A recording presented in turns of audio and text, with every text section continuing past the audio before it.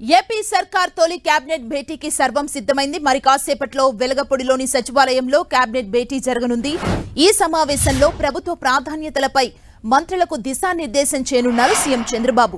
ఎన్నికల్లో ఇచ్చిన హామీల అమలు, రాజధాని, పోలవరం నిర్మాణాలపై కేబినెట్ లో చర్చించనున్నారు. అధికారం చేపట్టిన వెంటనే ముఖ్యమంత్రి చేసిన 5 సంతకాలకు ఏపీ కేబినెట్ ఆమోదం తెలపనుంది. మెగా డిఎస్సి, పెన్షన్ పెంపుదల, ల్యాండ్ టైటిలింగ్ యాక్ట్ రద్దుపై నిర్ణయం తీసుకోనుంది. అంతేకాదు అన్నా క్యాంటీన్ల పునరుద్ధరణ, నైపుణ్య గణనకు మంత్రిమండలి ఆమోదం తెలపనుంది. మరోవైపు ఏపీలో పెంచిన సామాజిక పెన్షన్తో పాటు ఏప్రిల్, మే, జూన్ నెలకు 1000 రూపాయలకు చొప్పున కలిపి జులైలో 7000 అందించేందుకు కేబినెట్ గ్రీన్ సిగ్నల్ ఇవ్వనుంది.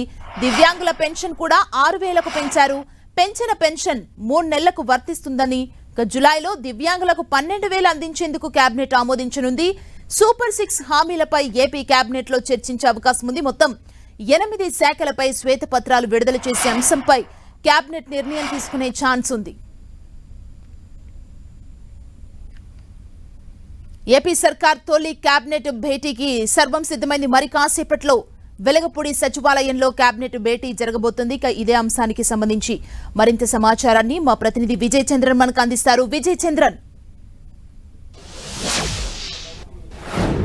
ఉదయం 10 గంటలకు ఏపీ కేబినెట్ సమావేశం సెక్రటరీ ఫస్ట్ బ్లాక్ లో ప్రారంభం కానుంది. చంద్రబాబు నాయుడు తిరిగి ముఖ్యమంత్రి అయిన తర్వాత జరిగేటువంటి మొదటి కేబినెట్ సమావేశం ఇది. ఎన్డీఏ గవర్నమెంట్ నేతృత్వంలో జరిగేటువంటి కేబినెట్ సమావేశం. ఈ సమావేశంలో ప్రధానంగా చంద్రబాబు నాయుడు ఏవైతే కనుక సూపర్ 6 హామీలు అనౌన్స్ చేశాడో దానికి సంబంధించిన వాటి మీద చర్చ ఉండడంతో పాటు ఆయన బాధ్యతలు స్వీకరించిన తర్వాత 5 సంతకాల మీద 5 ఫైళ్ల మీద సంతకాలు చేయడం జరిగింది. ఆ ఫైళ్లకు సంబంధించినటువంటి ఇంప్లిమెంటేషన్ మీద ఈ కేబినెట్ లో సమావేశంలో నిర్ణయం తీసుకొని ఉన్నారు. వాటిని చూస్తే 16,347 టీచర్ పోస్టులు మెగా డిఎస్సికి కేబినెట్ లో అంటే చంద్రబాబు నాయుడు మొదటి సంతకం చేయడం జరిగింది ఈ ఫైల్ మీద. దీనికి సంబంధించినటువంటి కేబినెట్ లో నిర్ణయం తీసుకొని ఉన్నారు. వీటితో పాటు ల్యాండ్ టైటిలింగ్ యాక్ట్ రద్దు, ల్యాండ్ టైటిలింగ్ యాక్ట్ మీద పెద్ద ఎత్తున చంద్రబాబు నాయుడు వ్యతిరేకంగా ప్రచారం చేయడం జరిగింది. దానికి సంబంధించినటువంటి గత గవర్నమెంట్ దీనికి సంబంధించిన ఇంప్లిమెంటేషన్ ప్రక్రియ ఏదో ప్రారంభించిందో దానికి సంబంధించినటువంటి వ్యవహారం మీద రద్దు చేసేటువంటి ఫైల్ మీద చేసినటువంటి సంతకం ఉంది. రెండవ సంతకము దానికి సంబంధించి దాన్ని రద్దు చేస్తూ కేబినెట్ నిర్ణయం తీసుకుంటుంది. అలాగే పెన్షన్ కు సంబంధించి పెన్షన్ గత ప్రభుత్వం 3000 రూపాయలు ఇస్తుండగా 4000 రూపాయలు ఇస్తామని చెప్పేసి చంద్రబాబు నాయుడు ఎన్నికల హామీ ఇవ్వడం జరిగింది. దీనికి సంబంధించినటువంటి ఫైల్ కూడా ఆయన సంతకం చేశారు. దానికి సంబంధించి 4000 రూపాయలు పెంచుతూ, అంతేకాకుండా ఈ 3 నెలలు గడిచిన 3 నెలలు ఏవైతే ఉన్నాయో దానికి సంబంధించినటువంటి పెండింగ్ వాటిని కూడాను అంటే 7000 రూపాయలు ఆయన ఉన్నారు. అంతేకాకుండా ఈ వికలాంగులకు ఇచ్చేటువంటి పెన్షన్ కూడా పెంచడం జరిగింది. దానికి పెంచడంతో పాటు గడిచిన 3 నెలలకు సంబంధించి కూడా మొత్తం వాళ్ళకు 16,000 రూపాయలు వాళ్లకు పెన్షన్ ఇవ్వడం జరుగుతుంది. దీనికి సంబంధించిన నిధుల విడుదలకు కేబినెట్ ఆమోదం తెలపనుంది. వీటితో పాటు నైపుణ్య గణనకు సంబంధించినటువంటి దాని మీదను, తర్వాత అన్నా క్యాంటీన్లను గత ప్రభుత్వం రద్దు చేయక ఈ ప్రభుత్వం వాటికి సంబంధించి పునరుద్ధరణ చేయనుంది. దానికి సంబంధించినటువంటి నిర్ణయం మీద కూడా కేబినెట్ నిర్ణయం తీసుకున్నది.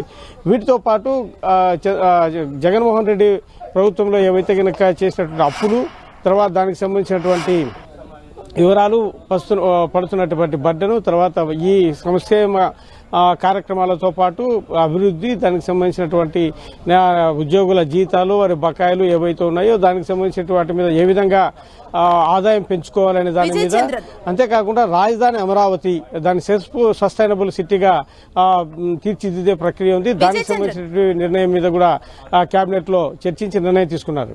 విజయ్ చంద్రన్, అంటే పోలవరాన్ని టీడీపీ ప్రతిష్టాత్మకంగా తీసుకున్నట్లు మనకు అర్థమైపోతుంది. ఎందుకంటే ఆల్రెడీ చంద్రబాబు నాయుడు ప్రమాణ స్వీకారం చేసిన తరువాత పోలవరం విజిట్ కి కూడా వెళ్లారంటే పోలవరంని వేగంగా ముందుకు తీసుకెళ్లే ప్రయత్నాలు చేస్తుంది కదా. అంటే పోలవరం కి సంబంధించి కూడా కేబినెట్ భేటీలో నిర్ణయాలు తీసుకునే అవకాశం ఉందా? డిస్కషన్ వచ్చే ఛాన్స్ ఉందా?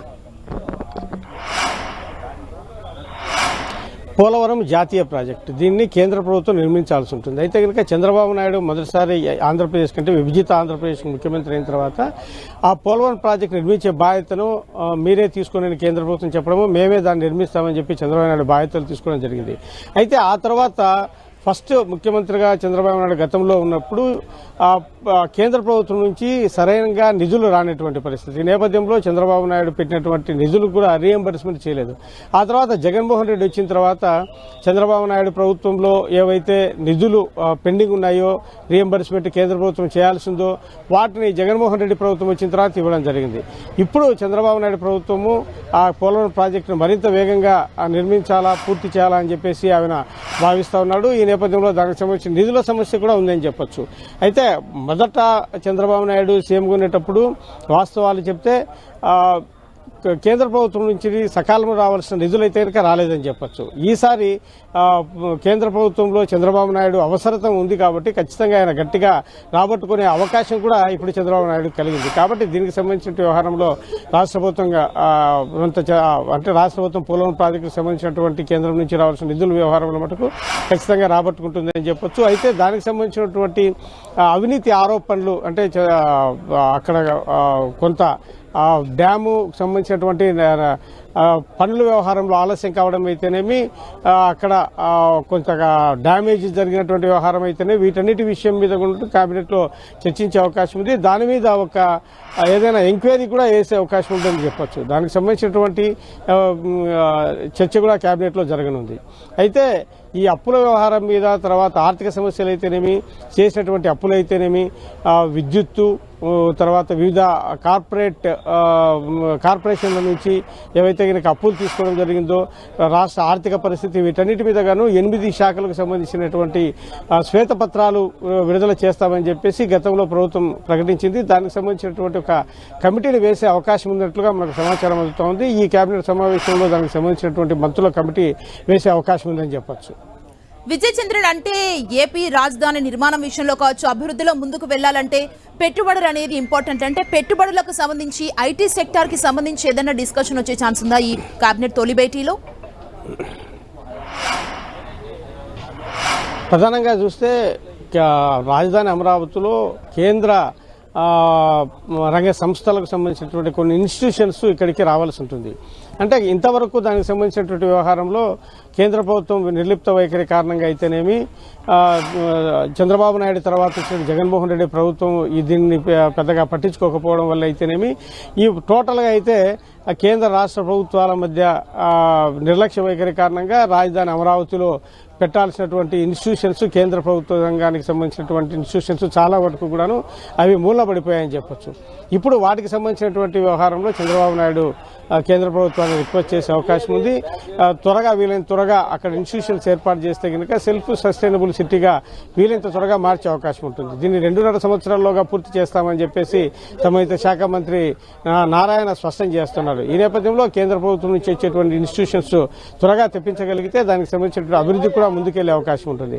కాబట్టి ఈ విషయాలన్నిటి మీద కూడా కేబినెట్లో చర్చించే అవకాశం ఉంది. Thank you Vijay Chandran.